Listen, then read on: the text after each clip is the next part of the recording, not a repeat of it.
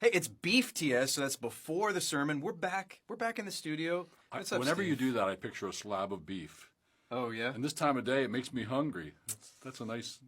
Well, you're stuck in the studio. I can't let you go get a steak right beef. now, Steve. All right. You're a slave to the system. So listen, you have been in John 10, chapter 10, and we want to know. I mean, I'm sure some of you want to know what's coming up next. Are we still going to be in John 10? Are we going someplace else? What's coming up? Yeah. Well, you know, the Bible, James says, boast not, King James Version, boast not thyself of tomorrow, for thou knowest not what a day may bring forth, right? So don't make plans and say, these are my plans. I'm going to go to this city and buy and sell and make gain and all that.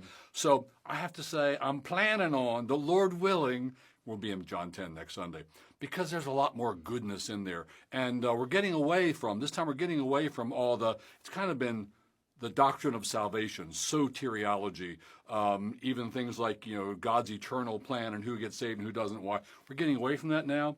And now we're going to get to Jesus as door. And so Jesus as door is the exclusive truth claims of Jesus Christ. To go over to John 14:6, I am the way, truth, and the life. No man comes to the Father but by me. We're going to be on that theme. But we're also going to see, Jesus as the door. We're also going to see Jesus as the shepherd who holds you in his hand, and no wolf can get you out of his hand. No one can pry me out of your hand. So we're going to be in the blessed doctrine of eternal security. The flip side of which is the perseverance of the saints. So we'll be talking about both of those and what's the one side, and some people only think about that. What's the other side, and they're both there and all. So no one can pluck us out of Jesus' hand, and no one can pluck us out of the Father's hand. You know that thing about you're in good hands with Allstate? You're in good hands with Jesus. Oh, man, we're going to have to cut that because now we're copyright. Oh, really? I'm kidding. I can't say that? Oh, You okay. can't. It's fine. So anyway, you're in good hands with God the Father and God the Son, and that's going to be comforting and assuring and wonderful. That might even get us into, well, what about people who profess Christ but walk away or aren't walking with him now and so on? Are they in his hands still? So it might raise some issues like that. And then we're also going to see that Jesus says that he gives to all of his people.